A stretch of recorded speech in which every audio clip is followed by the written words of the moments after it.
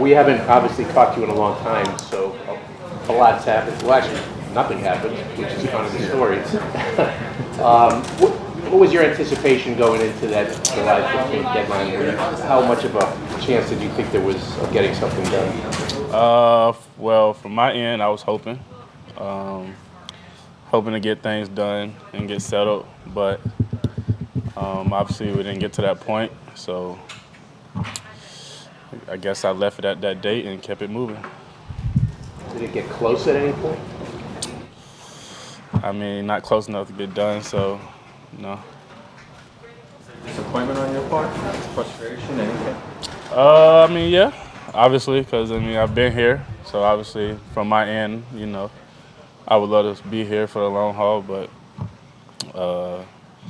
we just couldn't meet in the middle. So You said you left it behind that day. How hard was it to do that and move on to focusing on football when obviously you didn't get something you wanted to done? it was tough, but I mean once I, you know, took it for what it was, looked at the business aspect of it.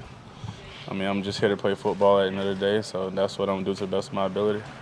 Do you think, Marcus, the Jets dealt fairly with you during negotiations? Did they make a fair play to keep you here long term? I mean, you can say fair or unfair. It just didn't get done at the end of it.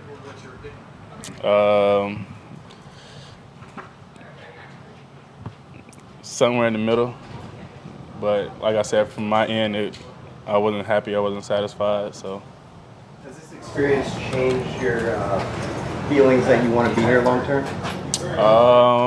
I mean, I'm here to play football. That's what I was brought here to do. From the other end, that's on them. You know what I'm saying? Do you feel that the Jets, since you guys didn't come to a deal, do you feel like they don't value as much as you feel like they should?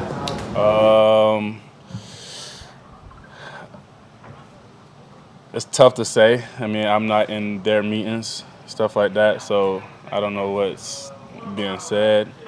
I mean, I'm only evaluated on the football field and what I do, and I do that to the best of my ability, and I feel like I do it pretty well. So. We see the numbers, the PFF numbers, so we know how those, consider you compared to guys like Justin Simmons and Eddie Jackson. Why do you think you deserve that type of money, in your own words? I mean, there's a lot of great guys in this league, and I feel like I'm right there with all of them. Did you saw Jamal go through a contract situation here that got kind of nasty, and he ended up getting traded. Have you talked to him at all, or like? Oh yeah, do you foresee? I talk to him every day, all day, about life. Not always about ball. So, I mean, I was right there with him when he was going through it. So it is what it is. They could do it again next year. They could tag you again. How would you feel if that happened again? That's their decision. So when we get to that point, we'll see. Did you come into camp at all with any different mindset at all than past years, or the approach is the same? Nah, my approach is always the same. Go out and be the best. Play to my ability, do what I do well, and at the end of the day, leave it up to them. What allows you, to separate business from football? Obviously, you wanted the deal done, it didn't get done. But how are you able to compartmentalize that and then go onto the field and just play ball? I just love playing football. I mean, I've been doing this as a kid. And, once you get over the business aspect of it, you can't let them take your joy. So once I, had discussions with my family and stuff like that, just got back to the basics and just went back to playing football. Marcus, obviously the situation with Jamal is not exactly the same timeline-wise as what you're dealing with. He wasn't tagged and everything, but he was eventually traded when he made it clear he wanted to be traded. Have you approached the Jets about that? Have you said, if you don't want me here long-term, move me? I mean, I got, 17 weeks to be the best that I can be, and then once we get to that point, we'll cross that line again. How do you think your role will be different or the same in this entirely different scheme? No, it's been great. Great scheme.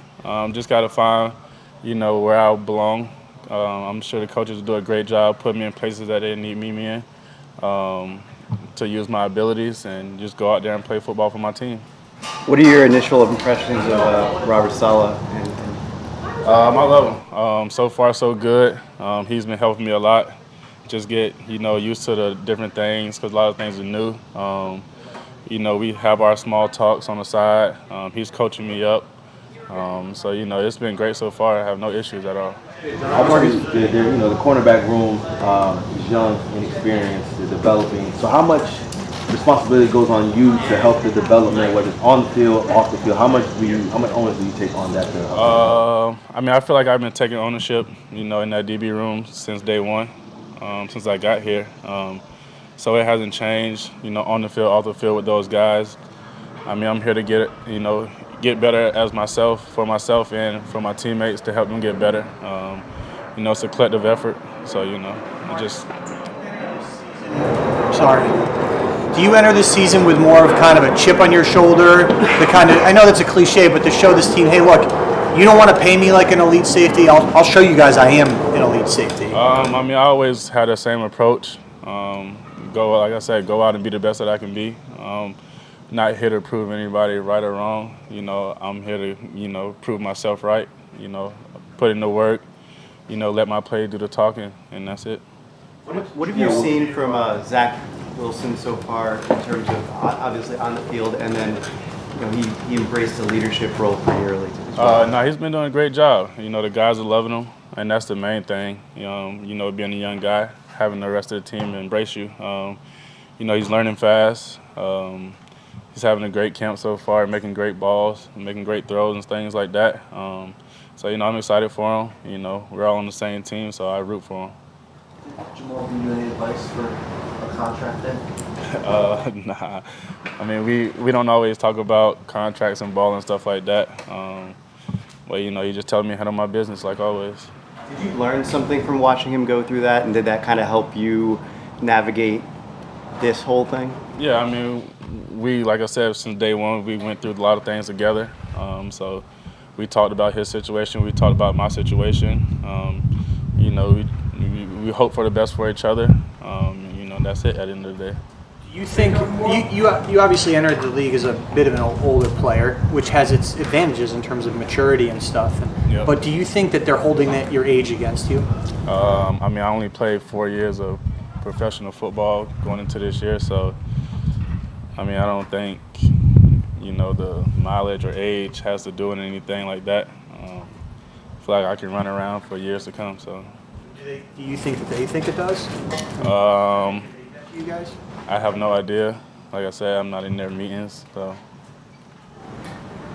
When you guys were doing your install today, it seemed like there was a lot of jet motion and just route distribution. How much of an emphasis has that been, just as with so many new guys back there, just communication as all those moving parts are happening pre-snap?